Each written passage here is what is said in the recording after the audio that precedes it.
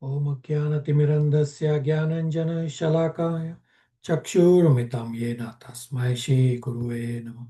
Shri Chaitanya Manopistam Stapitam Yena Bhutale Swayam Rupa Kadamayam Tadati Swapadantikam Vandeham Shri Guru Shri Padakamalam Shri Gurun Vaishnavamscha Shri Rupam Sagajatam Sahagana Raghunatanvitam Tam Sajivam Sadvaitam Savadutam Parijan Saitam Krishna Chaitanya Devam Shri Radha Krishna Padan Sahagana Lalita Shri Vishakanvitamscha He Krishna Karuna Sindhu Dinabandhu Jagatpate Gopesha Gopika Kanta Radha Kanta Namastute Tapta Kanchana Gaurangi Radhe Vrindavaneshwari Vishabhanu Sutta Devi Mami Hari Priya Vanchakalpatarubhascha Kripa Sindhubhaiva cha Patitanam Pavanebhyo Vaishnavebhyo Namo Namo Jai Shri Krishna Chaitanya Prabhu Nityananda Shri Advaita Gadadhar Shri Vasadi Gaur Bhakta Vrinda Hare Krishna Krishna Krishna Hare Hare Hare Rama Rama Rama Hare Hare. Hare Krishna, thank you all for coming. So today we'll be revising Bhagavad Gita chapters 17 and 18, and we'll finish revising Bhagavad Gita. And from next week, I will be revising Nectar of Instruction. So I requested all of you to please populate your names on the chart that I have on the screen. Many of you have done it, or not all. I request all of you to please populate your names on the chart. Devotees from other batches will also be joining the presentation. You can see some of them have populated their names. So I request all of you, I had requested to populate your names by today, before today. So please populate as soon as is possible for you. Thank you. So we will follow the same process like before. But I'll give a quick overview of the chapter. Then we'll read the chapter translations, and then devotees will present. Pragya today for chapter 17 and Shivangi for chapter 18. Hare Krishna, Prabhuji. Hare Krishna. Prabhuji, for the NOI also will the same format be there as we are doing for Bhagavad Gita? Correct. We'll follow the exact same process for Nectar of Instruction. And you'll be surprised, as I mentioned last time, that when we'll read Nectar of Instruction, you'll be like, when did we discuss this? When did we read this? Although we have completed Nectar of Instruction, but we don't remember. At least I don't remember. So yes, we'll follow the exact same process. Thank you. All right. So chapter 17 is titled Shraddha Traya Vibhaga Yoga, the divisions of faith. Chapter 17 is divided into 4 sections.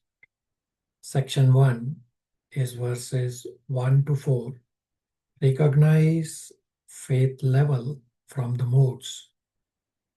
Section 2 is verses 5 and 6. Demoniac austerity, where it explains that we should not be misled by externals. Therefore, austerity can be demoniac also. Section 3 is verses 7 to 22. Food, sacrifice, austerity, and charity in the 3 modes. Here Krishna talks about 4 behavioral characteristics which can help us understand the mode that person is under. Section 4 is verses 23 to 28, making sacrifices transcendental by uttering Om Tat Sat.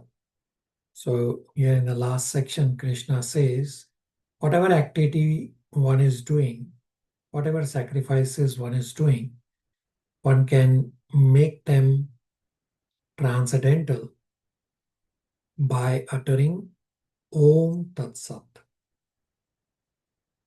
All right. Vimal Prabhu will read section 1, verses 1 to 4. Recognize faith levels from the modes.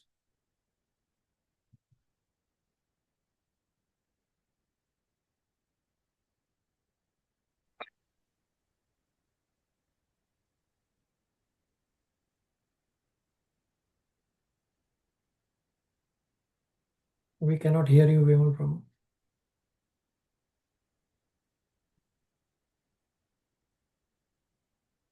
We cannot hear you.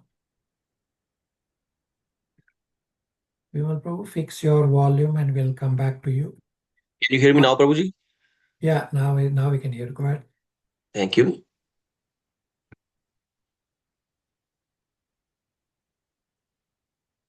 One, Arjuna inquired, O Krishna, what is the section of those who do not follow the principle of scripture but worship according to their own imagination?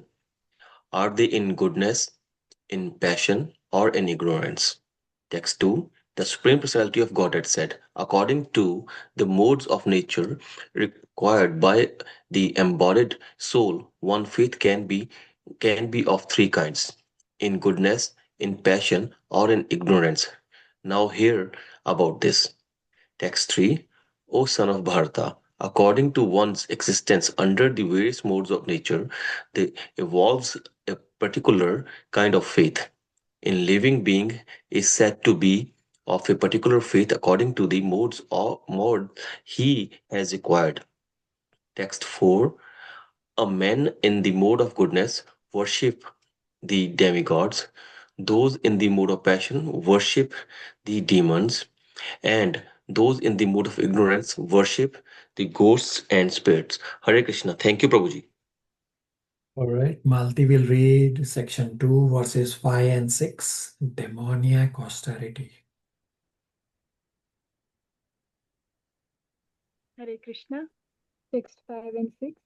Those who undergo several austerities and penances not recommended in the scripture, performing them out of pride and egoms, who are impelled by lust and attachment, who are foolish and who tortures the material elements of the body as well as the physical dwelling within, are to be known as a demon. Hare Krishna. Okay. Chandran Prabhu will read section 3, verses 7 to 22. Food, sacrifice, austerity, and charity in the three modes. Hare Krishna. Text 7. Even the food each person prefers is of three kinds. According to the three modes of material nature, the same is true of sacrifices, austerities, and charity. Now, here of the distinction between them. Text 8. Foods dear to those in the mode of goodness increase the duration of life, purify one's existence, and give strength, health, happiness, and satisfaction. Such foods are juicy, fatty, wholesome, and pleasing to the heart. Text 9. Foods that are too bitter, too sour, salty, hot, pungent, dry, and burning are dear to those in the mode of patience. Such foods cause distress, misery, and disease. Text 10. Food prepared more than 3 hours before being eaten, food that is tasteless, decomposed, and putrid, and food consisting of remnants and untouchable things is dear to those in the mode of darkness. Text 11. Of sacrifices, the sacrifice performed according to the directions of the scripture as a matter of duty by those who desire no reward. is of the nature of goodness. Hare Krishna. 22. Text 12. Yeah. Prabhuji, text 12. You have to read up to 22. This section is up to 22. But text 12, but the sacrifice performed for some material benefit or for the sake of pride, O chief of the Bharatas, you should know to be in the mode of patience. Text 13. Any sacrifice performed without regard for the directions of scripture, without distribution of prasadam, spiritual food, without chanting of Vedic hymns and remunerations to the priests, and without faith is considered to be in the mode of ignorance. Text 14. Austerity of the body consists in worship of the Supreme Lord. The Brahmanas, the spiritual master, and superiors like the father and mother, and in cleanliness, simplicity, celibacy, and non-violence. Text 50. Austerity of speech consists in speaking words that are truthful, pleasing, beneficial, and not agitating to others, and also in regularly reciting Vedic literature. Text 16. And satisfaction, simplicity, gravity, self-control, and purification of one's existence are the austerities of the mind. 70. This threefold austerity performed with transcendental faith by men not expecting material benefits but engaged only for the sake of the Supreme is called austerity in goodness. Text 18. Penance performed out of pride and for the sake of gaining respect, honor, and worship is said to be in the mode of patience. It is neither stable nor permanent. Text 19. Penance performed out of foolishness with self-torture or to destroy or injure others is said to be in the mode of ignorance. Text 20. Charity given out of duty without expectation of return at the proper time and place and to a worthy person is considered to be in the mode of goodness. Text 21. But charity performed with the expectation of some return or with a desire for purity results or in a grudging mood is said to be charity in the mode of patience. Text 22. And charity performed at an impure place, at an improper time, to unworthy persons, or without proper attention and respect is said to be in the mode of ignorance. Nitya will read section 4, verses 23 to 28, making sacrifices transcendental by uttering Om Tat Sat. Hare Krishna Prabhu. Text 23. From the beginning of creation, the three words Om Tat Sat were used to indicate the Supreme Absolute Truth. These three symbolic representations were used by Brahmanas while chanting the hymns of the Vedas and during sacrifices for the satisfaction of the Supreme. Text 24. Therefore, transcendentalists undertaking performances of sacrifice, charity, and penance in accordance with scriptural regulations begin always with Om to attain the Supreme. Text 25.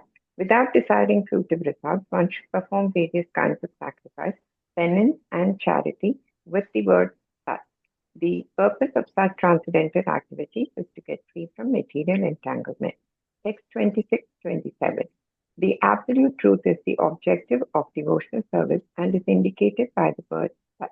The performer of such sacrifice is also called Sat, as are all works of sacrifice, penance, and charity, which true to the absolute nature are performed to please the Supreme Person or Son of Pritha.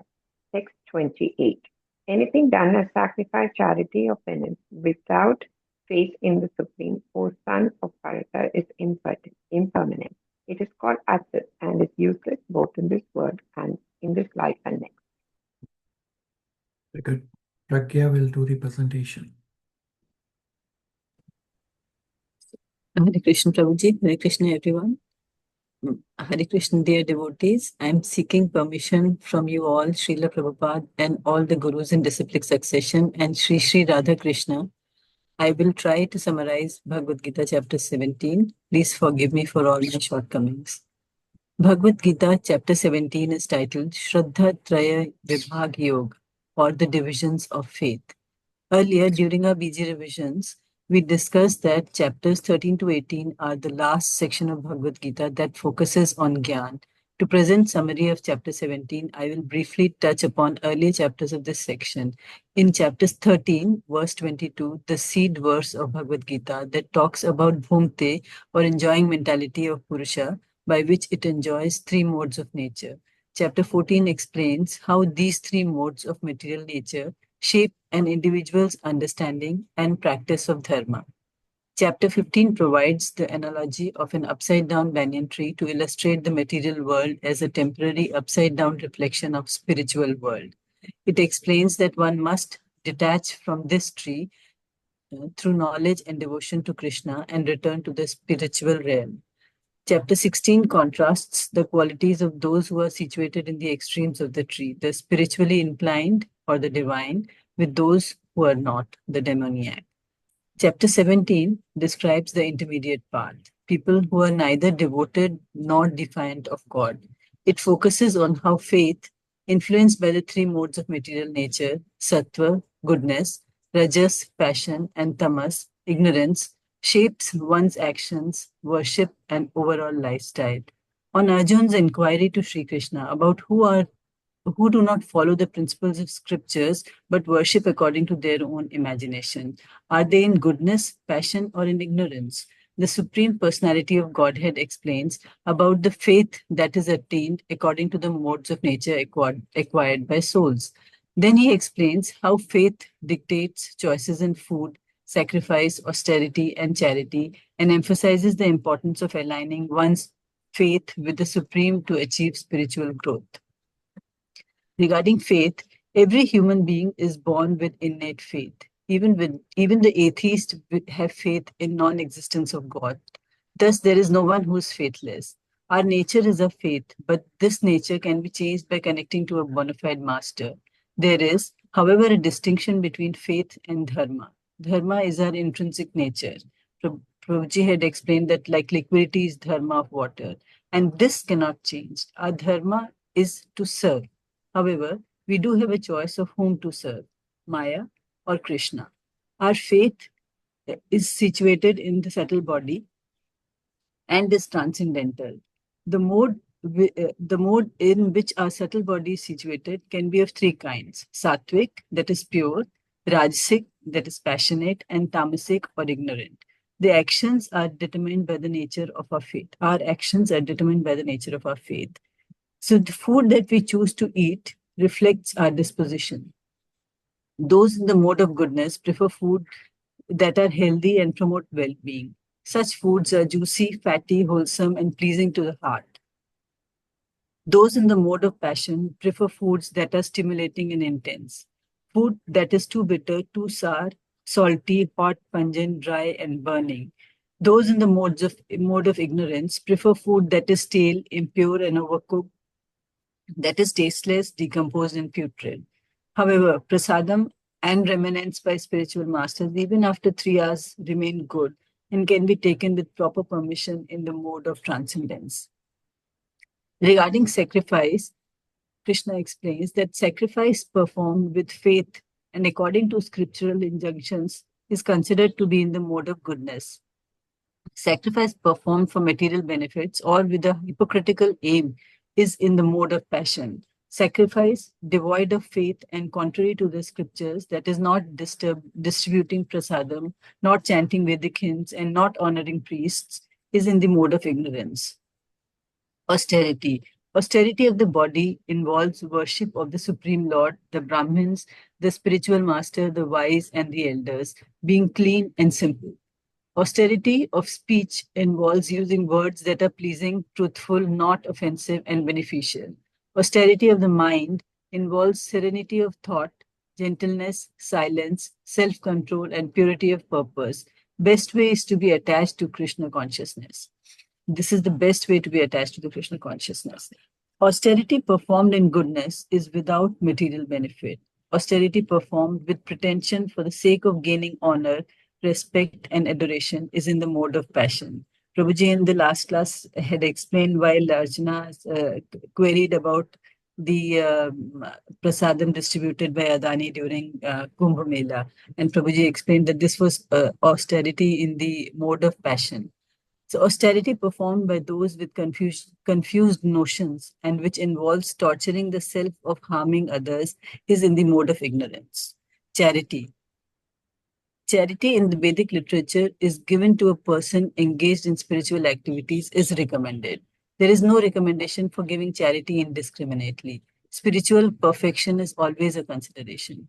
Charity given to a worthy person, that is Brahmanas who are engaged in spiritual activities, at a worthy place, that is in temples, for example, in temples, at a worthy time, Prabhupada's purport mentions during eclipse or month ends, and without any consideration of return is in the mode of goodness. Charity given with reluctance, with a hope of return or in expectation of reward is in the mode of passion. Charity given at the wrong place and wrong time to unworthy persons without showing respect is in the mode of ignorance. Even if a person gives charity to a suitable person but without respect and without attention, that sort of charity is also in the mode of darkness. In Vedic scriptures, only charity in the mode of goodness is recommended. The best charity is to give spiritual books and prasadam. The significance of Om Tat Sat. So far, we discussed that austerity, sacrifice, charity, and foods are all conditioned by the material modes of nature. Sri Krishna gives a solution to transcend these modes and to elevate our faith from faithlessness to non-scriptural faith to scriptural faith and finally to transcendental faith. And the solution is the focus on Om Tat Sat. When our activities are aimed at Om Tat Sat, that is the Supreme Personality of Godhead, the eternal, they become the means of spiritual elevation. The words Om Tat Sat are used by expounders of Vedas when performing acts of sacrifice, offering charity, and undertaking penance. Bhagavad Gita recommends, therefore, that any work done should be done for Om Tat Sat or for the Supreme Personality of Godhead. When one performs penance, charity, and sacrifice with these three words, he is acting in Krishna consciousness in a transcendental way. The importance of faith. Any activity where sacrifice, charity, or whether sacrifice, charity, or penance done without the transcendental objective is considered to be asat and is useless both in this world and the next. Such activities are abominable or offensive. Everything should be done for the Supreme. Our Vedic scriptures advise faith in the Supreme. Under proper guidance, faith matures into love of God. This faith, love, and consciousness of Krishna is transcendental to all these three modes of material nature. The message, therefore, from this beautiful chapter, Shraddha Traya Vibhag Yoga of Bhagavad Gita, is that our lives should aspire for this transcendental awakening. Jai Shri Krishna. Hari Bol. Thank you, Prabhuji. Questions, comments, realizations for Pragya?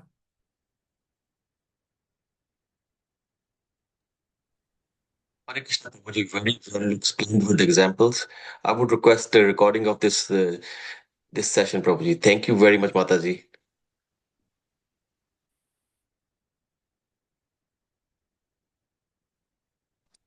Hare Krishna Prabhu.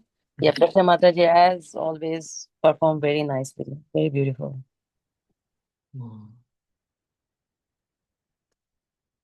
Very good. Yeah, Pragya did a very, very good job of summarizing chapter 17. I really don't need to do any presentation for chapter 17. She has done much better job. But as we have agreed, I will also quickly do chapter 17 presentation. So chapter 17 is titled The Divisions of Faith, Shraddha Traya Vibhaga Yoga. Chapter 16 ends with a contrast that those who reject scriptures, they don't attain any perfection because they act according to lust. And the other option was that those who accept scriptures, they attain perfection. Hence, one should follow scriptures. At the start of chapter 17, Arjuna inquires another possibility, that some people who reject scriptures but act according to some other faith, which is not based on scriptures, then what happens to them? A very important inquiry Arjuna is asking. Krishna answers, then one has to look at the three modes of material nature and see how a person is situated within the three modes. Krishna gives behavioral characteristics for understanding which mode the person is situated in. And from such behavior, one can judge the level of faith of a person. Chapter 17 is talking about in between the two extremes of the divine and the demoniac. Means those people who are not following scriptures, but they are not necessarily with selfish desires. They have some kind of faith, which is non-scriptural faith. So what happens to all of them? So faith can be of three types: in goodness, in passion, or in ignorance. A person is made of Shraddha. Everything about us is largely dependent on our faith. So worship can be in three modes. Those in goodness, they worship the demigods. Those in passion, they worship demons. And those in ignorance, they worship ghosts and spirit. Pure faith and pure goodness is worship and faith in Vasudev and to follow Krishna's instructions. Krishna describes the important activities in Vedic culture of Yajna, Dana, Tapa in the three modes. Why Krishna explains this is that generally from Yajna, Dana, Tapa, we are not gaining anything tangibly in immediate sense. Hence, these activities involve certain kind of faith. Krishna is describing how faith within the heart is expressed outwardly so that we can judge the person is under which mode. Now, Krishna describes these various items under the three modes. So first with food. Food in goodness increases duration of life, health, happiness, and satisfaction. Food in passion are bitter, too sour, salty, hot, dry, burning, causing distress, misery, and disease. Food in ignorance are tasteless, decomposed, consisting of remnants of untouchable things. Next, sacrifice in the three modes. Sacrifice in goodness is without any desire. Worship should be as a matter of duty without motive. Sacrifice in passion is for material benefit or out of pride and desiring heavenly planets. Sacrifice in ignorance without scriptural directions, without prasadam, and without chanting Vedic hymns. Now, austerity. Austerity of the body is worship of the Supreme Personality of Godhead, the Brahmanas, spiritual master, father and mother, being clean, simple, and following celibacy. Austerity of the speech is not agitating others and pleasing beneficial to others is how your speech should be. Truthful speech is secondary to this point. Beneficial and not agitating and pleasing speech should be the priority. That is austerity of speech. Austerity of mind is detached from sense gratification and attached to Krishna consciousness. This will result in satisfaction. Best course for mind is to divert to limitless Vedic literature. Now, austerity. Austerity in goodness is without material benefits. Austerity in passion is to receive honor, respect, desire to be worshipped by others. Austerity in ignorance is out of foolishness, self-torture and injure others. Charity in goodness is given out of duty without expectation of return and given to a worthy person. Charity in passion is given with expectation of return. Charity in ignorance is at an impure place, improper time to an unworthy person. Best charity is to give books, spiritual books, and prasadam. So uttering Om Tat Sat is the solution to elevate oneself, to increase one's faith. From faithless to non-scriptural faith, to scriptural faith, to transcendental faith. So Om Tat Sat is non-personal way of referring to the absolute truth, while Krishna, Vishnu, Rama, etc., Narsimhadev, etc., are the personal way of referring to the absolute truth. Any activity done without faith in Krishna is useless. That's a quick summary of chapter 17. Questions, comments, realizations?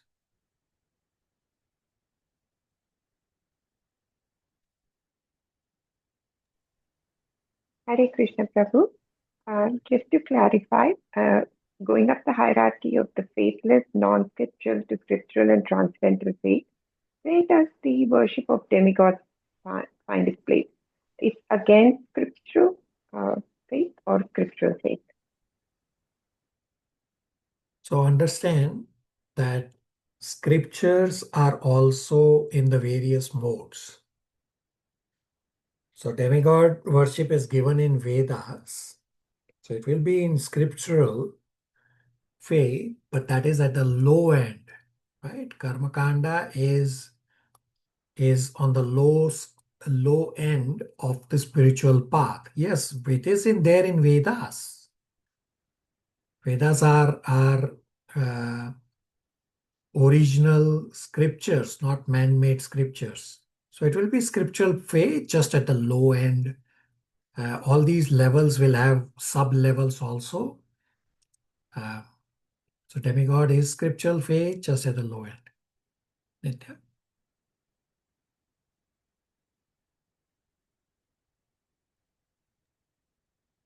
Thank you, Prabhu. And pure goodness is the worship of Lord Krishna and Vasudeva. Absolutely correct. Thank you, Prabhu. Archana. Hare Krishna Prabhu. So Prabhuji, the cheese come in the ignorant, the food? So depends how it is made. So if you notice at the temple, they buy a specific cheese which does not contain meat products or some products which are not consumable by devotees and Krishna. So it depends on which cheese you are buying. As long as the cheese does not have animal products, then you are okay. It's kind of difficult to find, but it's possible.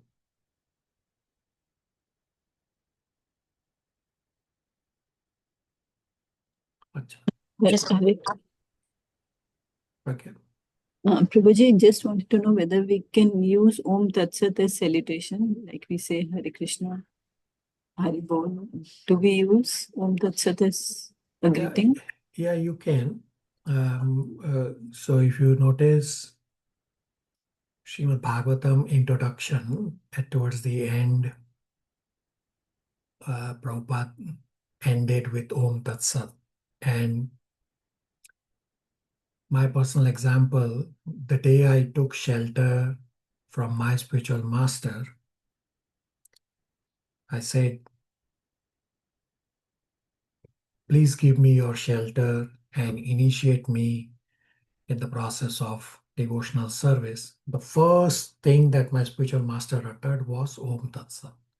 So it's the way to make everything spiritual, although it is non-personal way, right? If you can chant Hare Krishna, by all means, chant Hare Krishna. Hare Krishna is the personalistic way, and Om Tat Sat is the non-personal way of referring to the same absolute truth. So yes, you can, I mean, try to prefer. Hare Krishna is preferred, but nothing wrong with uttering Om Tat Sat. Okay. Okay, Prabhuji, thank you. I was thinking of ending the summary by saying Om Tat Sat, but then I was not sure whether it is. Yeah, and that was Right. okay. Yeah, and that was okay. You can end it with Om Tat Sat as well. Okay, Okay. Prabhuji, thank You can say now. We are still in chapter 17. You can say now if you like. you. Om Tat Sat. All right. That is chapter 17. So let's now do chapter 18.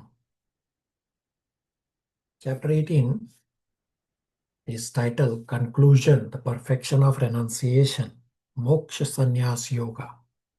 It's divided into 6. There are a lot of sections on Karma Yoga and Bhakti Yoga. So if you follow the yoga ladder, the express path is basically what chapter 18 is also similarly laid out, from Karma Yoga to Bhakti Yoga. So section 1 is verses 1 to 12, Karma Yoga, that how by doing Karma Yoga one can stay free from bondage. This point is explained philosophically and elaborated in the next section, where it's described that what keeps a Karma Yogi free from bondage is the jnana of the Karma Yogi, discussed in verses 13 to 17, which describe the 5 factors of action. And section 2 also describes that when one understands these 5 factors of action properly and then acts, then one will stay free from bondage. So section 2 is verses 13 to 17, jnana of the Karma Yogi, 5 factors of action. Section 3 is verses 18 to 40, jnana of the Karma Yogi part 2, that modes control all activities. The jnana of the Karma Yogi here in this part 2 is about the modes of material nature.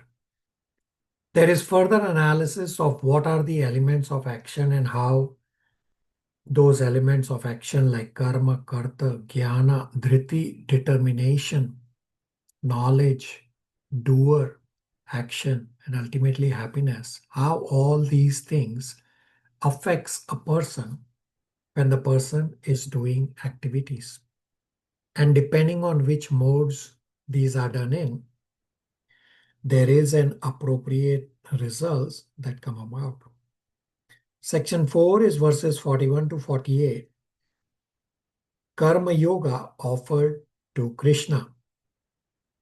After describing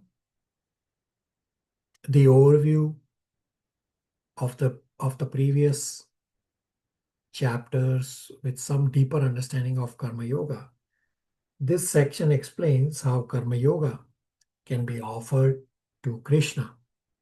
Section 5 is verses 49 to 55. Jnana Yoga with Bhakti to Krishna. That how one can perform Jnana Yoga and how it ultimately leads to Bhakti. Section 6 is verses 56 to 78. Title is Bhakti Yoga. The glory of Bhakti Yoga is described at great length in this last section. So let's now read chapter 18 verses. Divya will read section 1 verses 1 to 12, Karma Yoga.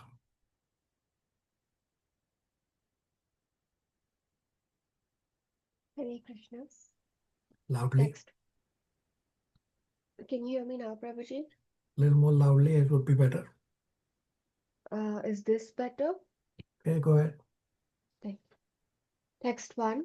Arjuna said, O mighty armed one, I wish to understand the purpose of renunciation, tyaga, and of the renounced order of life, sannyasa, O killer of the Kesi demon, master of the senses. Text 2. The Supreme Personality of Godhead said, the giving up of activities that are based on material desire is what great learned men call the renounced order of life, sannyasa, and giving up the results of all activities is what the wise call renunciation, tyaga. Text 3. Some learned men declare that all kinds of fruitative activities should be given up as faulty, yet other sages maintain that acts of sacrifice, charity, and penance should never be abandoned. Text 4. O best of Bharatas, now hear my judgment about renunciation. O tiger among men, renunciation is declared in the scriptures to be of three kinds. Text 5. Acts of sacrifice, charity, and penance are not to be given up. They must be performed. Indeed, sacrifice, charity, and penance purify even the great souls. Text 6. All these activities should be performed without attachment or any expectation of result. They should be performed as a matter of duty, O son of Pritha. That is my final opinion. Text 7. Prescribed duties should never be renounced. If one gives up his prescribed duties because of illusion, such renunciation is said to be in the mode of ignorance. Text 8. Anyone who gives up prescribed duties as troublesome or out of fear of bodily discomfort is said to have renounced in the mode of passion. Such action never leads to the elevation of renunciation. Text 9. O Arjuna, when one performs his prescribed duty only because it ought to be done and renounces all material association and all attachment to the fruit, his renunciation is said to be in the mode of goodness. Text 10. The intelligent renouncer, situated in the mode of goodness, neither hateful of inauspicious work nor attached to auspicious work, has no doubts about work. Text 11.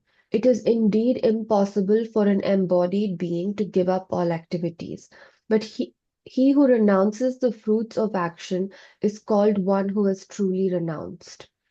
Text 12. For one who is not renounced, the threefold fruits of action, desirable, undesirable, and mixed, accrue after death.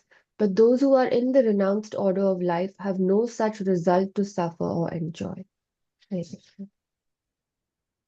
Arjuna will read section 2, verses 13 to 17, Jnana of the Karma Yogi, 5 factors of action. Verse 13. O mighty Arjuna, according to the Vedanta, there are 5 causes for the accomplishment of all the action. Now learn of this from me. Verse 14. The place of action, the body, the performer, the various sense, the many different kind of endeavor, the ultimately the super soul. These are the 5 factors of action. Verse 15. Whatever right or wrong action a man perform by body, mind, or a speech is caused by these 5 factors. Verse 16. Therefore, one who think himself the only doer, not considering the 5 factors, is certainly not very intelligent and cannot see things as they are. Verse 17. One who is not motivated by false ego, whose intelligence is not entangled through he kills men in this world, does not kill, nor is he bound by his action. Hare Krishna. Abhishek Prabhu will read section 3, verses 18 to 40, Jnana of the Karma Yogi, part 2. The modes control all activities.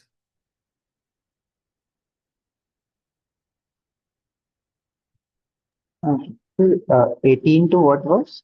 18 to 40. Text 18. Knowledge, the object of knowledge, and the knower are the 3 factors that motivate actions. The senses, the work, and the doer are the 3 constituents of action. 19. According to 3 different modes of material nature, there are 3 kinds of knowledge, action, and performance of action. Now hear of them from me. 20. That knowledge by which one undivided spiritual nature is seen in all living entities Though they are divided into innumerable forms, you should understand to be in mode of goodness. 21. That knowledge by which one sees that in every different body there is a different type of living entity, you should understand to be in mode of passion. 22.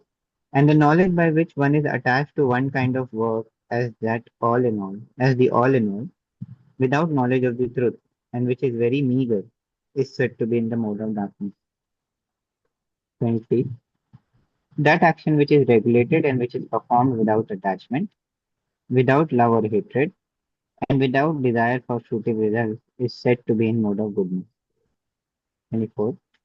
But action performed with great effort by one seeking to gratify his desires and enacted from a sense of false ego is called action in the mode of passion. 25. That action performed in illusion, in disregard of scriptural injunctions, and without concern for future bondage or for violence or distress caused to others, is said to be in mode of ignorance. 26. One who performs his duty without association with the modes of material nature, without false ego, with great determination and enthusiasm, and without wavering in success or failure, is said to be a worker in the mode of goodness. 27. The worker who is attached to work and the fruits of work, desiring to enjoy those fruits, and who is greedy, always envious, impure, and moved by joy and sorrow, is said to be in the mode of passion. 28. The worker who is always engaged in work against the injunctions of the scripture, who is materialistic, obstinate, cheating, and expert in insulting others, and who is lazy, always morose and procrastinating, is said to be a worker in the mode of ignorance. 29. O winner of wealth, now please listen as I tell you in detail of the different kinds of understanding and determination according to three modes of material nature. 30. O son of Pritha, that understanding by which one knows what ought to be done and what ought not to be done, what is to be feared and what is not to be feared, what is binding and what is liberating, is in the mode of goodness. 31. O son of Pritha, that understanding which cannot distinguish between religion and irreligion, between action that should be done and action that should not be done, is in mode of passion. 32. That understanding which considers irreligion to be religion and religion to be irreligion under the spell of illusion and darkness, and strives always in the wrong direction, O Partha, is in the mode of ignorance. 33. O son of Pritha, that determination which is unbreakable, which is sustainable with steadfastness by yoga practice, and which thus controls the activities of the mind, life, and senses, is determined in the mode of goodness. 34. But that determination by which one holds fast to fruitive results in religion, economic development, and sense gratification is of the nature of passion or Arjuna. 35. And that determination which cannot go beyond dreaming, fearfulness, lamentation, moroseness, and illusion. Such unintelligent determination, O son of Pritha, is in the mode of darkness. 36. O best of the Bharata, now please hear from me about the three kinds of happiness by which the conditioned soul enjoys, and by which he sometimes comes to the end of all distress. 37. That which in the beginning may be just like poison, but at the end is just like nectar, and which awakens one to self-realization, is said to be happiness in the mode of goodness. 38. That happiness which is derived from contact of the senses with their objects, and which appears like nectar at first but poison at the end, is said to be the nature of passion. 39. And that happiness which is blind to self-realization, which is delusion from beginning to end, and which arises from sleep, laziness, and illusion, is said to be the nature of ignorance. 40. There is no being existing either here or among the demigods in the higher planetary system, which is freed from these three modes born of material nature. Thank you. Pragya will read section 4, verses 41 to 48. Karma Yoga offered to Krishna. Hare Krishna Prabhuji. Text 41. Brahmanas, Kshatriyas, Vaishyas, and Shudras are distinguished by qualities born of their own nature in accordance with the material modes. O chastiser of the enemy. The text 42. Peacefulness, self-control, austerity, purity, tolerance, honesty, knowledge, wisdom, and religiousness. These are the natural qualities by which the Brahmanas work. 43. Heroism, power, determination, resourcefulness, courage in battle, generosity, and leadership are the natural qualities of work of the Kshatriyas. 44. Farming, cow protection, and business are the natural work for the Vaishyas. And for the Shudras, there are labor and other services, and service to others. 45. By following his qualities of work, every man can become perfect. Now please hear from me how this can be done. 46. By worship of the Lord, who is the source of all beings and who is all-pervading, a man can attain perfection through performing his own work. 47. It is better to engage in one's own occupation, even though one may perform it imperfectly, than to accept another's occupation and perform it perfectly. Duties prescribed according to one's nature are never affected by sinful reactions. 48. Every endeavor is covered by some fault, just as fire is covered by smoke. Therefore, one should not give up the work born of his nature, O son of Kunti, even if such work is full of fault. Hare Krishna. Shivangi will read section 5, verses 49 to 55. Gyan Yoga with Bhakti to Krishna.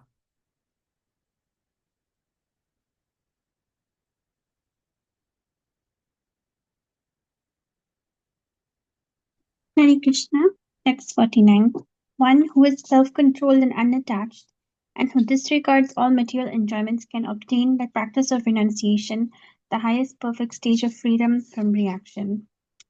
O son of Kunti, learn from me how one who has achieved this perfection can attain to the supreme perfectional stage, Brahman, the stage of highest knowledge, by acting in the way I shall now summarize.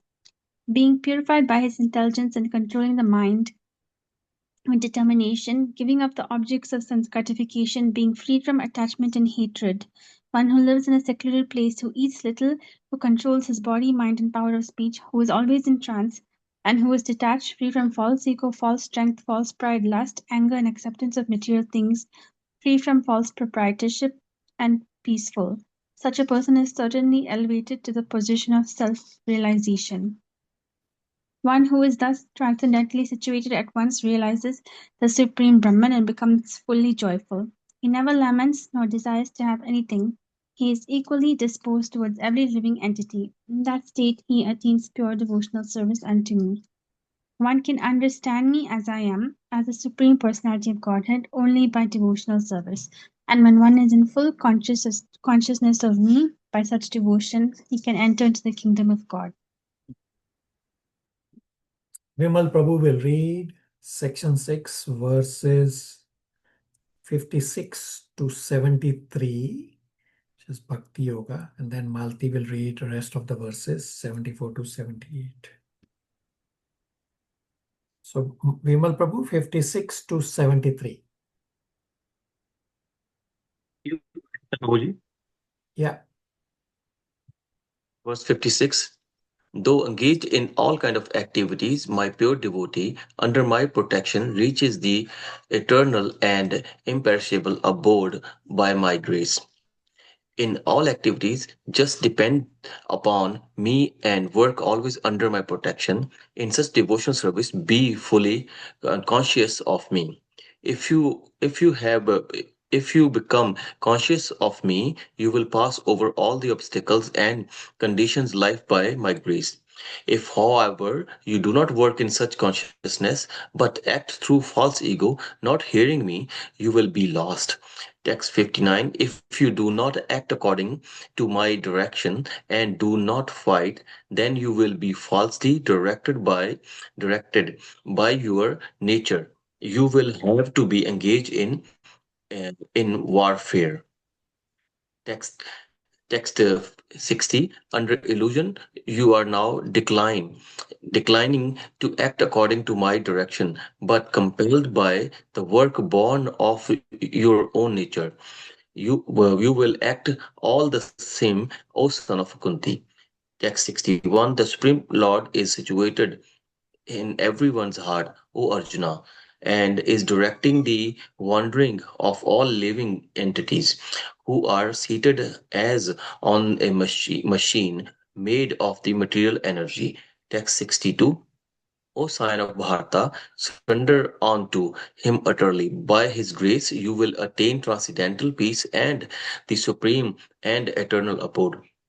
Text 63. Thus I have explained to you knowledge still more confidential, deliberated on this fully, and then do what you wish to do. Because you are my very dear friend, I am speaking to you my supreme instructions, the most confidential knowledge of all. Hear this from me, for it is for your benefit. Always think of me, become my devotee, worship me, and offer your homage unto me. Thus you will come to me without fail. I promise you this because you are my very dear friend. Abandon all varieties of religions and just surrender unto me. I shall deliver you from all sinful reaction. Do not fear. This confidential knowledge may never be explained to those who are not austere or devoted or engaged in devotion service, nor to one who is envious of me. Text 68. For one who explained this supreme secret of the devotee of the to the devotees, pure devotional service is granted, and at the end he will come to me. Text 69. 69. There is no servant in this world more dear to me than he, nor will there ever be one more dear. Text 70. And I declare that he who studied this sacred conversation of our worship me by his intelligence. Text 71. And one who listen with faith and without envy becomes free from sinful reaction and attain to the spacious planet where the pious dwells. Text 72. O son of Pritha, O conqueror of wealth, have you heard this with an attentive mind? And are your ignorance and illusions now dispelled? Text 73. Arjuna said, My dear Krishna, O infallible one, my illusion is now gone. I have gained my memory by your mercy. I am now firm and free from doubt and am prepared to act according to your instructions. Hare Krishna. Malti, 74 to 78. Hare Krishna. Text 74. Sanjaya said, Thus I have heard the conversation of two great souls, Krishna and Arjuna. And so wonderful is that message that my hair is standing on end. Text 27. Text 75. By the mercy of Vyasa, I have heard those most confidential talk directly from the master of all mysticism, Krishna, who was speaking personally to Arjuna. 76. O king, I repeatedly recall this wondrous and holy dialogue between Krishna and Arjuna. I take pleasure being thrilled at every moment. Text 77. O king, as I remember the wonderful form of the Lord Krishna, I am struck with wonder more and more. I rejoice again and again. 78. Whatever there is a Krishna, the master of all mystic, and whatever there is Arjuna and supreme archer, there will also certainly to be opulence, victory, extraordinary power, and morality. That is my opinion. Shivangi will do the presentation for chapter Thank 18. you.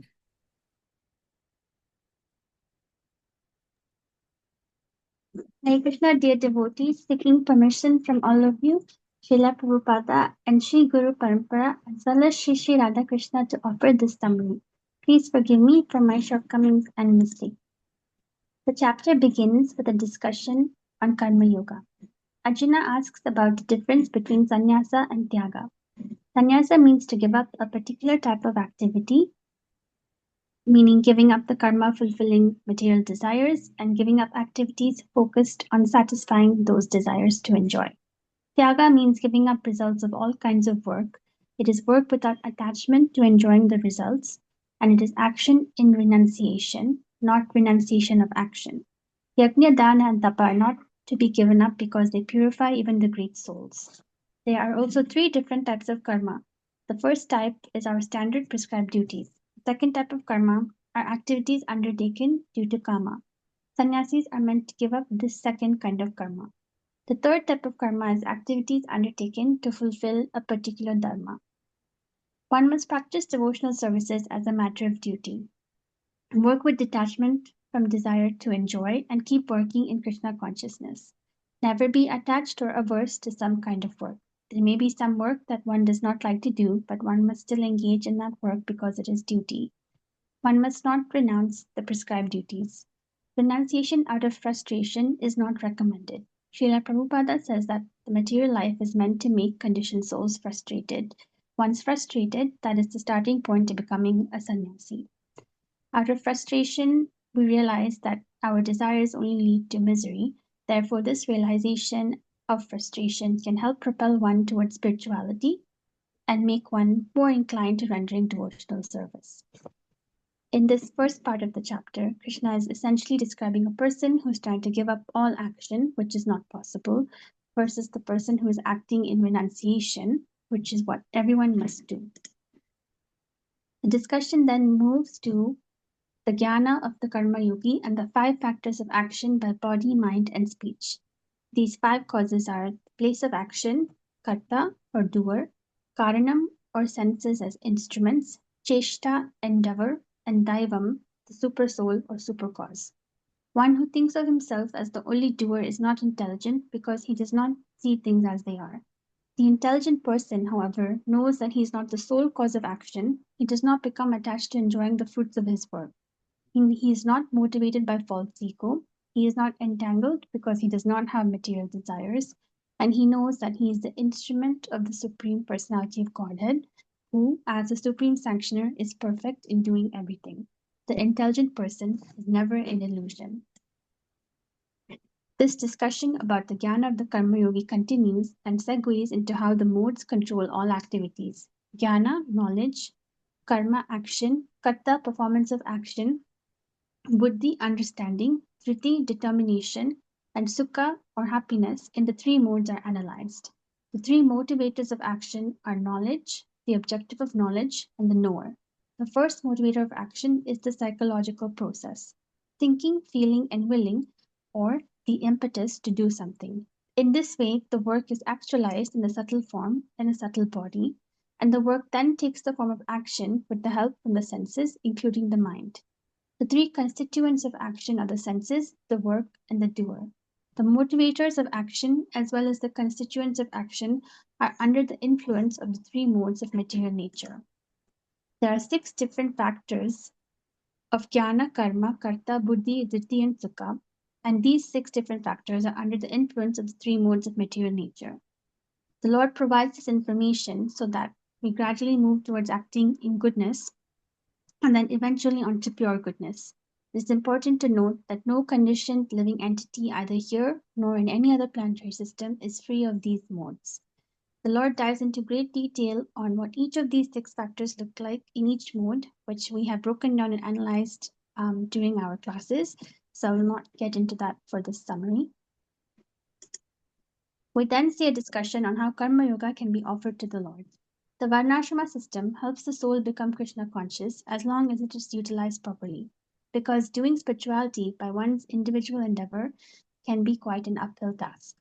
The practice of Dharma will help one develop the higher inclination to serve and help them let go of their lower inclinations of enjoying.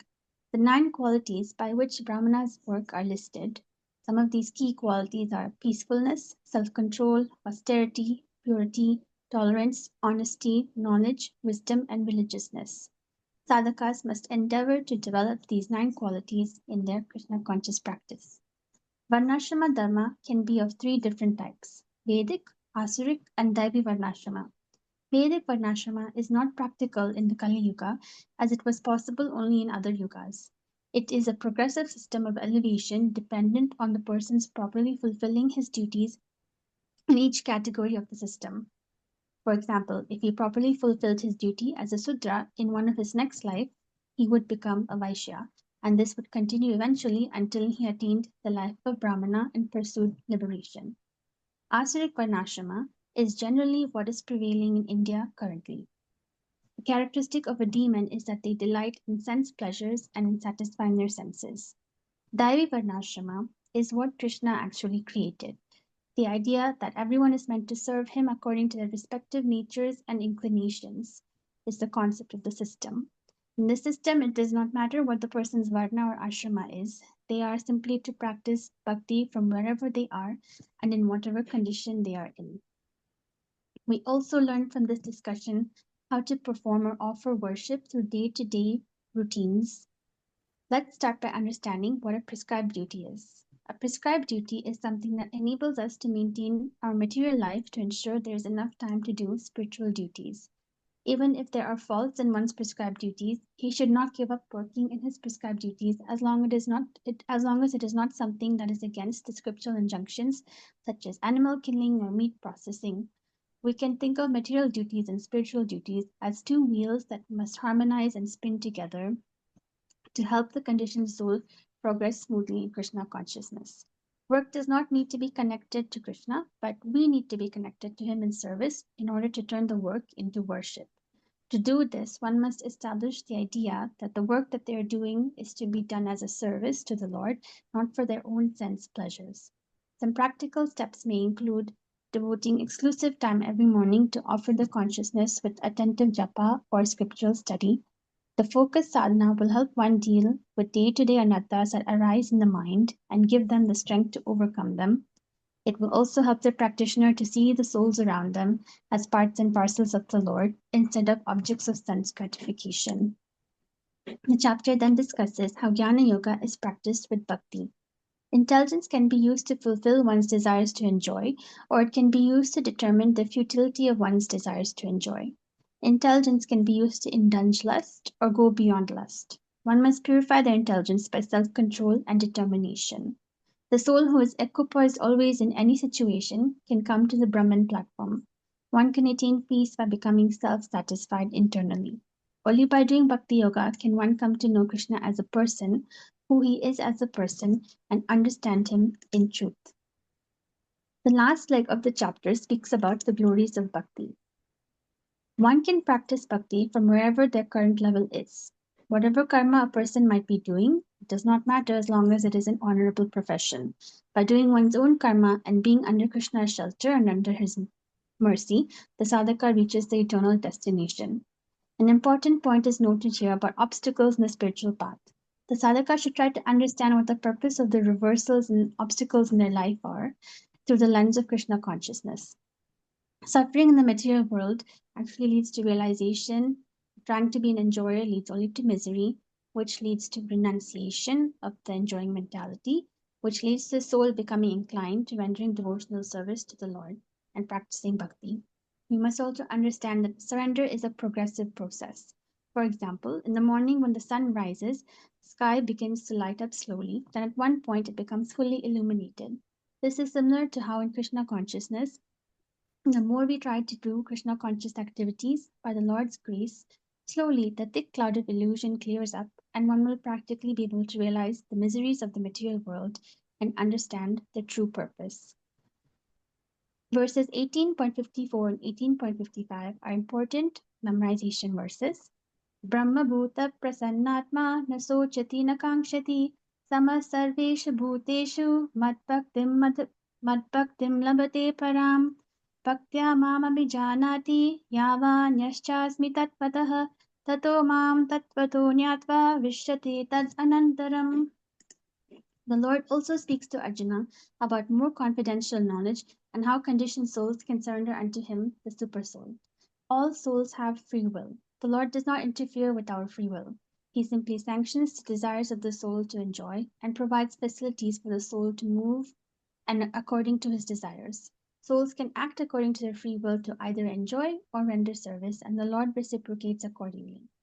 Krishna is telling us to surrender unto the Lord of the heart, Paramatma, and upon doing so, the soul will be situated on the transcendental platform. The Bhagavad Gita gives us choices on how to act. Its message is to convince us fallen, conditioned souls to act for the Lord's happiness, and it does not impose this message. Therefore, Krishna tells Arjuna at this point to use his free will and act. He says, "This is what I have told you. If it makes sense to you, you may act accordingly. If it does not make sense to you, then use your free will and act how you think you should." We always have our free will, and the whole purpose of the Lord is to guide us on how to use this free will properly to act in Krishna consciousness. 18.61 is also an important memorization verse. Ishvara sarva bhutanam ritteshe arjuna tishtati brahmayan sarva bhutani yantra rudani mayaya. Krishna then continues to speak about the most confidential knowledge, which is pure devotional service. At this point, the Lord sees Arjuna's deep contemplation and reflection upon all his instructions so far, and his heart overflows with compassion. He tells Arjuna that he does not need to think deeply. He says he can see Arjuna's sincerity and faith in him. Therefore, Krishna says that he will guide Arjuna on what he should do. The knowledge that Krishna speaks in 18.65 and 18.66 is the most glorious and confidential knowledge and his final instructions in the Bhagavad Gita. These are also key memorization verses. Manmana bhava madbhakto madhyaji mam namaskuru mame vaishasi satyam te pratijane priyo asime. The essence of this verse is that one must direct their heart towards Krishna and he will ensure that they come back to him. In this verse, he makes a public proclamation and tells everyone just to do these 4 things and everyone will become very dear to him. Manmana bhavamat bhakto madhyaji mam namaskuru. Always think of him, become his devotee, worship him, and offer homage unto him. When he says priyo asime, it signifies that this is a matter of heart to Krishna. He is saying that he loves Arjuna and loves all of us and that he will naturally take him back. Like this, the Lord reveals his heart and his deep, intimate love for everyone, so we can also give our hearts to him in love. The essence of 18.66, the most confidential knowledge. Sarva dharman parityajya mamekam sharanam raja aham tvam sarva papebhyo mokshayishyami ma suchaha. Doing sarva dharman parityajya means to give up all varieties of engagements. That alone is actually ignorance. It must be done with mam ekam sharanam raja, with surrender unto the Lord. There are 3 types of dharma. Apara dharma, which is duty to country, to family. These are lower than para dharma, which is pure devotional service to the Lord. Adharma means to act against the Lord's principles, and para dharma means pure devotional service to the Lord. In this 18.66, the Lord is telling us to do our para dharma and give up all other kinds of dharma. One must do their apara dharma in such a way that it overlaps with the para dharma. Material duties should be done in such a way so that they overlap as much as possible with spiritual duties. The chapter concludes with how we must preach, study, and hear Bhagavad Gita. The Lord wants that this knowledge must be distributed to everyone, but he wants everyone to be able to properly understand it as well. Arjuna is like a responsible child unto whom Krishna has disclosed his heart with the most confidential knowledge revealed in 18.65 and 18.66. It is the duty of sadhakas to preach Krishna consciousness knowledge and distribute it to others as part of the sadhana. Preaching means inspiring other souls to come closer to serve Krishna, and any action that inspires this is preaching. Krishna then also provides a descending ladder of mercy. One can share and preach this message. If they're unable to do that, then they can at least study this message for the Lord's pleasure. And if they're unable to do that, they can at least study this message or hear it attentively, the sacred conversation, for the Lord's pleasure. Final thoughts in this chapter come back to Arjuna's determination. Arjuna confirms that his doubts are destroyed and that he is restored to his original position of being an eternal servant. It is the responsibility of conditioned souls to accept the Lord's will and act according to this will. The key point here is that hearing the knowledge attentively is not enough. One needs to develop the ability to assimilate and understand it as well. To close the loop for good, we come back to Sanjaya as the chapter concludes. The key point is that Sanjaya has heard the Bhagavad Gita only by the mercy of his guru, Srila Vyasadeva. He was able to hear and see everything that was going on in the battlefield, and he was also given the ability to comprehend what was spoken. Though both Dhritarashtra and Arjuna heard the Bhagavad Gita, Arjuna came out of his illusion and went back to the spiritual world, while Dhritarashtra attained a different result. This is because Arjuna approached Krishna with humility to hear his transcendental message submissively. It is important to develop spiritual knowledge with inquisitiveness, humility, and service attitude towards the teacher. The Gita restores the soul's determination to serve the Lord because its instructions, upon being realized, make the soul understand that the material world is a place of unending misery. This gradually restores the soul's inclination to serve. Regular hearing and devotee association are also required to restore the soul's determination to render service. Thank you all for listening. Hare Krishna. Questions, comments, realizations for Shivangi. Prabhu, it was a beautiful presentation. The recitation of verses unbelievable. This is a hard chapter to summarize. It was so beautifully done. Please request to forward this class recording to me. Thank you. Hare Krishna Prabhuji, same views by me also. Shivangi, excellent presentation. Really enjoyed the verses recitation. Very nice. Thank you.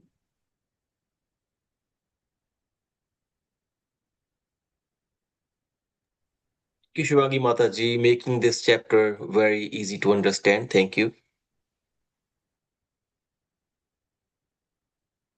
Right, Shivangi did a really spectacular presentation, and the recitation, the pronunciation of the recitation was spectacular.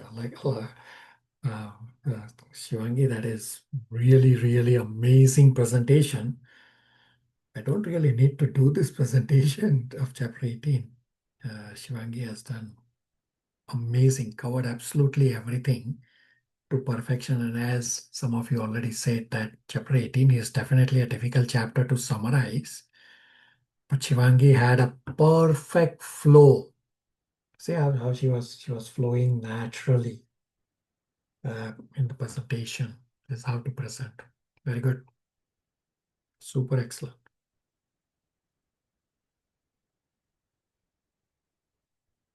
All right, let me quickly do chapter 18 summary as well.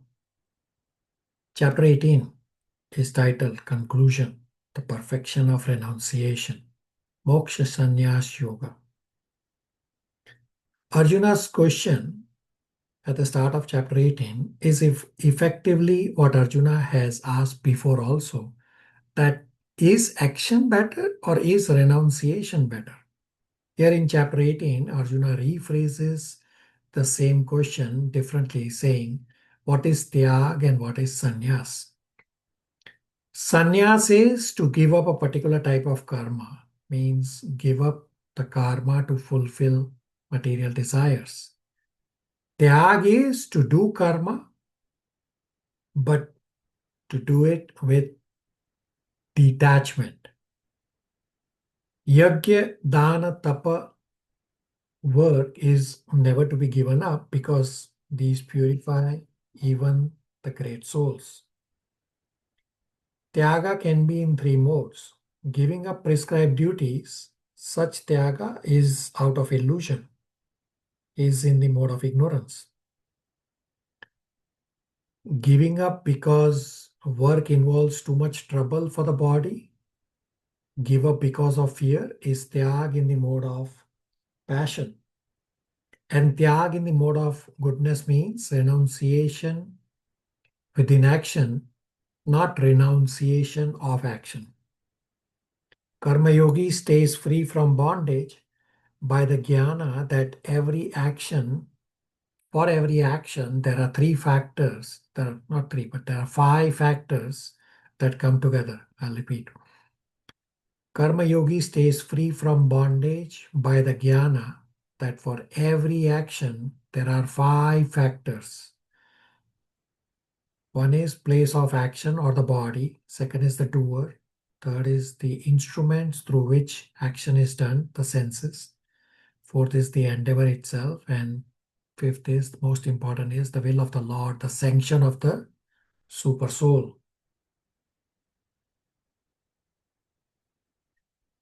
Analysis of action under the various modes is described that how jnana, karma, karta, buddhi, dhriti, and happiness affects a person when the person is doing activities. Person may be in goodness, but may have to do passionate activity and vice versa. So Krishna is giving all items in various modes so that over a period of time, we can choose all items in goodness and then come to goodness. Varnashram is that if you want to conquer the influence of the modes, you will have to follow the system of Varnashram. And without such structured arrangement, just individual endeavor is generally quite an uphill task. Varnashram is to categorize people according to their nature of Brahmana, Kshatriya, Vaishya, and Shudra. One has to use his abilities in a dharmic framework that leads to spiritual advancement. So Varnashram is not mandatory. If you can follow Bhakti Yoga process directly, by all means follow Bhakti Yoga. But if somebody has difficulty to follow Bhakti Yoga directly, then Varnashram is an in-between step so that you can regulate yourself and then come to Bhakti Yoga as soon as is possible. Bhagavad Gita 18.46 says, by your work, worship the Lord. Bhagavad Gita does not say work is worship. Rather, by your work, worship the Lord is what Bhagavad Gita says. Now, how to make our work into worship? The answer is, first thing in the morning, worship first. To make work as worship at every morning, have exclusive time for sadhana of chanting, scriptural study, etc. to establish a connection with God. Then we can spiritualize whatever work we do for rest of the day, as long as it is honorable work. Krishna says, do your prescribed duty. But how do we know what is our prescribed duty? The answer is, prescribed duty means the duty that enables us to maintain our material life, which is as much as possible harmonious for our spiritual growth.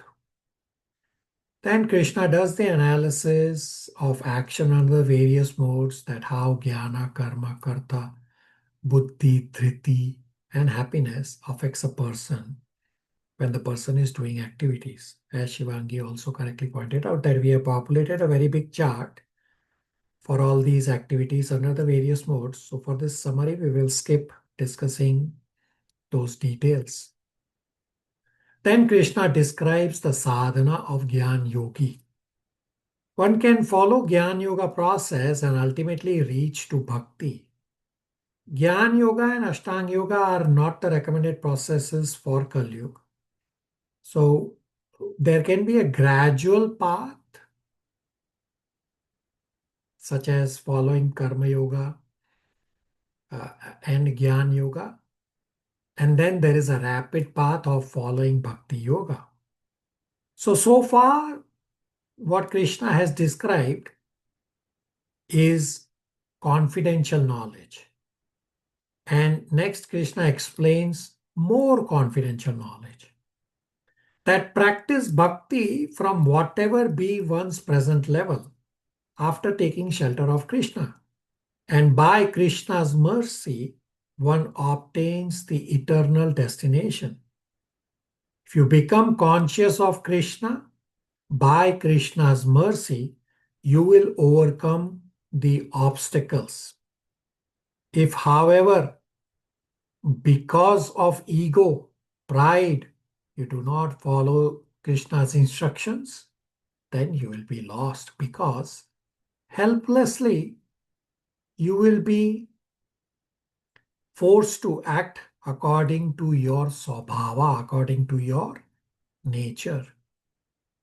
More confidential knowledge is to surrender to the super soul. Ishvara is situated in everyone's heart. Ishvara is directing the wanderings of all living beings. Hence, surrender unto that Paramatma. By mercy of the Lord situated in the heart, you will attain, you will get both supreme peace and supreme abode. This is the best possible result. Without surrendering to Krishna, if one acts independently, then one will get either Shanti or Supreme Sthana. After describing the more confidential knowledge, Krishna asks Arjuna to deliberate on this deeply and then do as Arjuna desires. Krishna does not take away our free will. Bhagavad Gita does not impose. Rather, Bhagavad Gita, it gives choices. Bhagavad Gita is a book of choices. Arjuna goes into deep thought. What to do? How should I act? There is so much discussion and analysis. Seeing Arjuna's indecisiveness, Krishna's heart overflows with compassion. Therefore, Krishna gives the most confidential knowledge in Bhagavad Gita 18.65 and 66. 18.65 says, Manmana bhava mad bhakto madhyaji mam namaskaru mam evashyashi satyam te pratijane priyo asime. And then Krishna says, Sarva dharman parityaja mam ekam sharanam vraja aham tvam sarva papebhyo moksheshyami ma sucha. Always think about me, become my devotee, worship me, offer your obeisances unto me. By these you will certainly come to me. This I declare, because you are very dear to me. In 9.34, which is almost a repeat verse of 18.65, 9.34, the onus is on the devotee of doing these things. Man mana bhava mad bhakto madhyaji mam namaskaru. In 18.65, the repeat verse, Krishna is stating what Krishna brings to the relationship is that Krishna is declaring, I am speaking the truth to you, and you will certainly come back to me. Arjuna is still thinking there are so many other things also which are also dharmic. So what exactly should I do? Therefore, Krishna resolves everything by saying 18.66. Sarva dharman parityaja mam ekam sharanam vraja aham tvam sarva papebhyo moksheshyami ma sucha. That give up all varieties of religion, surrender unto me. I will free you from all sinful reactions. Do not worry, do not hesitate. So sarva dharman parityaja mam ekam sharanam vraja does not mean one has to become adharmic. Rather, one has to accept that dharma which helps one to do mam ekam sharanam vraja. Therefore, we accept that which will enable us to surrender to Krishna. And therefore, 18.66 purport explains the Sharnagrati verse, Anukulya se sankalpa, pratikulya se varjanam. That devotee accepts what is favorable for bhakti and devotee rejects what is unfavorable for bhakti. Lastly, Krishna gives the phalashruti, the benefit that will come to you from this Bhagavad Gita book. This supremely confidential knowledge, Krishna says, speak it to my devotees. Result will be, you will come back to me. If you cannot share the message, then at least study the message. If you cannot study, then at least hear attentively. Upon Krishna's inquiry, Arjuna states, my illusion has been destroyed and my memory has been restored. Now I am properly situated and I will do your will. Lastly, Sanjaya describes that this beautiful conversation took place between Krishna and Arjuna. Both are Mahatmas. Sanjaya was able to hear and comprehend by the mercy of his spiritual master, Srila Vyasadeva. He says, remembering and remembering again and again this wonderful, sacred, purifying message. Sanjaya is thrilled, astonished, and enjoying repeatedly. Sanjaya is making a prophecy that wherever there is Krishna and Arjuna, there will be opulence, victory, extraordinary power, morality. Arjuna's Gandiva bow represents the living entity's determination to serve Krishna. I lose my determination to serve Krishna by my Pratyaksha and Anuman, and by Shabda, hearing Krishna's message, our determination to serve Krishna is restored. Yatra Yogeshwara Krishna, Yatra Partha Dhanurdhara, Tatra Shri Vijay Bhuti, Dhruva Nitir Matir Mama. That's a summary of chapter 18. Questions, comments, realizations.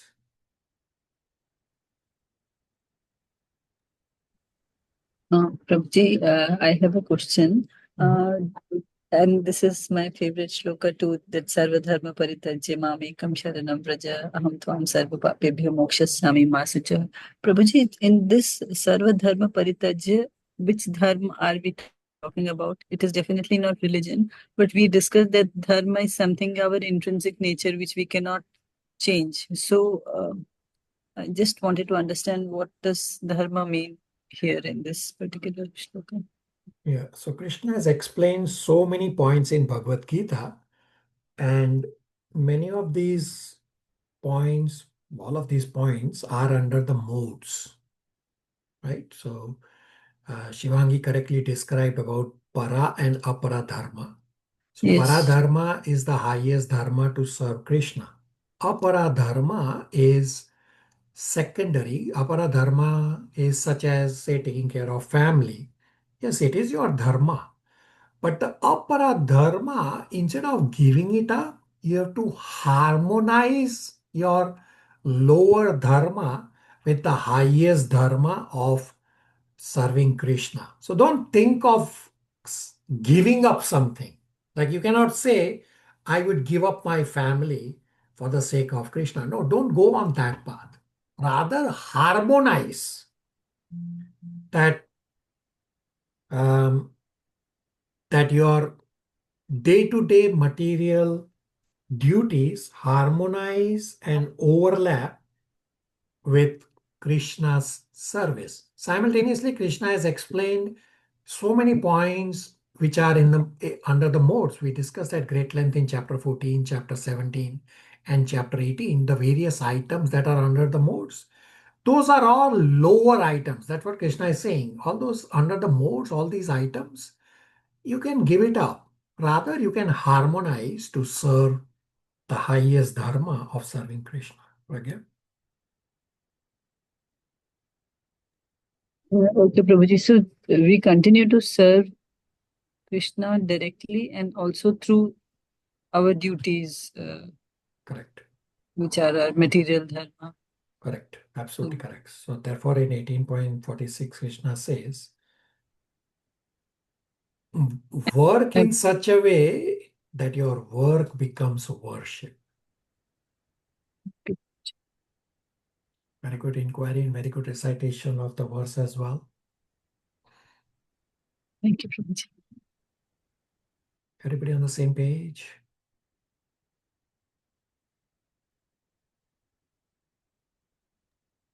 Yes, Prabhu, and it felt so blissful, Prabhu. The class and the presentations, and your presentation was also spectacular. Thank you. All glories are always for Guru Maharaj and all glories are always for Srila Prabhupada. All glories to all of you for hearing with rapt attention for everybody's presentations, as well as all of you also doing the presentations. So there's a question posted in the chat. Do the modes affect pure devotees? The answer is no. The modes do not affect pure devotees. If you look at Srila Prabhupada, modes never touched Srila Prabhupada. So one time, Srila Prabhupada was very, very sick. And the lab report means the various tests. When the doctor looked at it, the doctor told Srila Prabhupada, Prabhupada, you must be feeling a lot of pain. And Prabhupada said, possibly there must be pain in my body, but I do not feel it. Why? Because body is under the modes, but Prabhupada being a pure devotee, the modes do not touch pure devotees. And therefore, Prabhupada said, I don't feel any of that pain. Yes, the body is acting the way it's supposed to act under the modes, but I am not under. Prabhupada didn't say, but that's what it meant, that Prabhupada is not under the modes. Means all pure devotees are not under the modes. Does that answer? Yes, Prabhuji. Thank you. Pragya had a question. No, Prabhuji. All right. So all of you are ready for initiation. I request all of you to consider this. That you can take a spiritual master as a Siksha Guru at the start. All of you are fully ready for initiation. Think about it. Take that step. I mean, if you are not ready for initiation, can take the shelter of a spiritual master as a Siksha Guru, and the spiritual master will guide you further. So the same thing happened for me. Although I did not ask my spiritual master to act as Siksha Guru, but that's exactly how he was acting as my Siksha Guru without my knowledge, and he was holding my hand all along, guiding me all along without me even realizing it, and showering mercy without even me realizing it.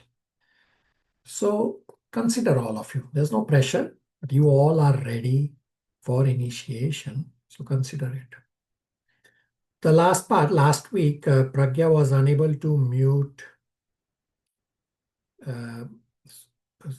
Pragya was unable to unmute to explain her experience during Rath Yatra, where she was here in Toronto. So Pragya is now able to unmute and would like to speak.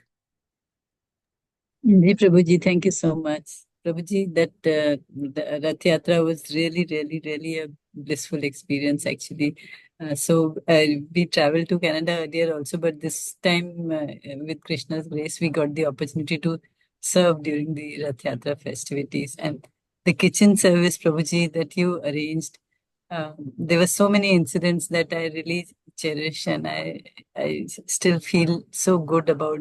I actually never thought that we have the capability of getting an opportunity of this kind of a service, both me and Ashish. So we really enjoyed, Prabhuji. And means your normal avatar and your Gabbar Singh avatar both were, reminding us to recite verses while we were working in the kitchen. It was very nice, and really, the reflection was that we hardly remember verses, and the way you remember verses, it is so inspiring that even if you don't remember the verse in Sanskrit, you know what it means, what is the message there. So it is really very inspirational, Prabhuji. And you made us do the service. Even if you have little 5 minutes, you just go and do service. And you told us that the lowest service is the best, and we got to render the service for menial work, how to we continued to cut, clean, and wash till we were tired. And even on the main day of Rath Yatra, when we arrived an hour early, Prabhuji, that day you involved us in kitchen service, and you took the lead, and we cleared up that leftover of the previous day.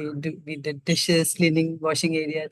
We were all dressed up to go for the Rath Yatra, but you involved us in these kind of services, and Archana was so beautifully wearing a Radha attire, and with that she was doing all the dishes, cleaning up. I was feeling so nice, and we also got to honor the breakfast prasad with you.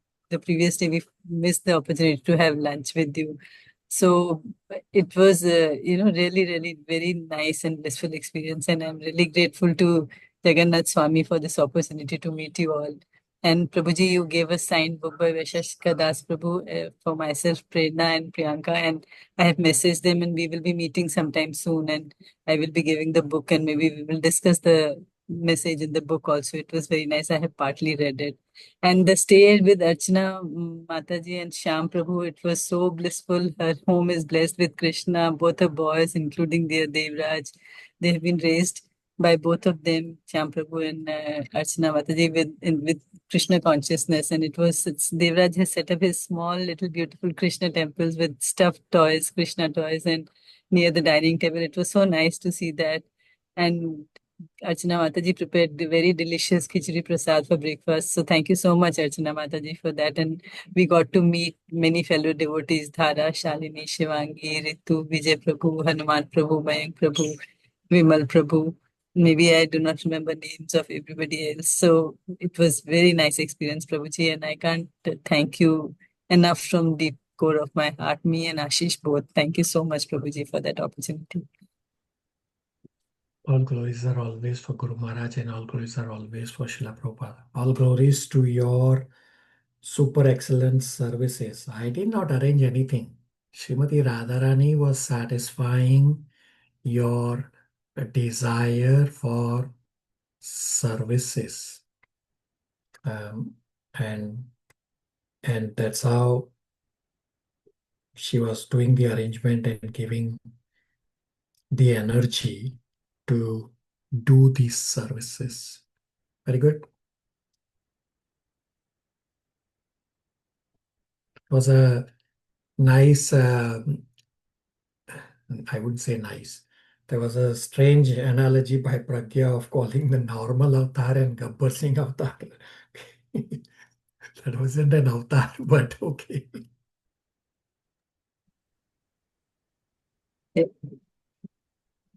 Prabhuji, I'm already waiting for the next revision of Bhagavad Gita. I do not know when you will be scheduling it. It was such a nice journey, this revision part of it. So, Really nice. so what you all should do is, I posted in the chat the readchad.organization, the readchad.org website. So we have revised Bhagavad Gita multiple times. So what you all should do is read Bhagavad Gita every day following my Guru Maharaj's schedule, and it becomes a service to my Guru Maharaj. So try this. Try to read a chapter of Bhagavad Gita every day. So right now the chapter is to read is every day you read chapter 10 verses 1 to 21. So on and the schedule gets revised every so often. Right now it's there till September some date, and Guru Maharaj gives the updated schedule when this schedule will get finished. So you try to read Bhagavad Gita every day, following that schedule, and you are doing service. That way you will be always connected with Bhagavad Gita. And from next week, we'll be revising Nectar of Instruction. So we have Abhishek Prabhu doing Nectar of Instruction overview and preface, and Kunal Prabhu for Nectar of Instruction text number 1. Rest of you, I request you to please populate your names as soon as is possible. You don't have to wait. And why do you have to wait? You just populate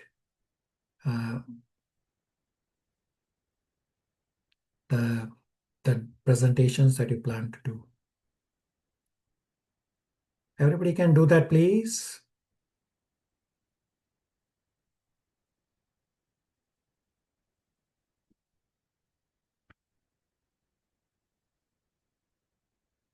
Not silence. All right. Srimad Bhagavad Gita ki jai. Srila Prabhupada ki jai. All glories to assembled devotees. Hare Krishna. All glories Hare to Krishna, assembled devotees. Hare Krishna. All glories to assembled devotees. Hare Krishna. Nitai Gaur Premanande. Hare Hari Bol. I request all of you to please unmute and recite the Vaishnav Pranam prayers together, both in Sanskrit and in English. Everybody together, please unmute and recite. Vanchakalpatarupascha kripa sindhubhaiva sindhu cha ganam patitanam pavnebhyo Vaishnavebhyo namo namo namaha. namaha. I offer my respectful obeisances unto all Vaishnava devotees of the Lord. all the Vaishnava I will devotees fulfill the desires of everyone. fulfill the desire of everyone, just like They are full desire of trees, and compassion. they are full of compassion for the fallen souls. Hare Krishna. Hare Hare Krishna. Krishna. Hare Krishna, everybody. We'll stop here. Hare Krishna. Hare Krishna, everyone. Krishna, thank you. Hare Krishna.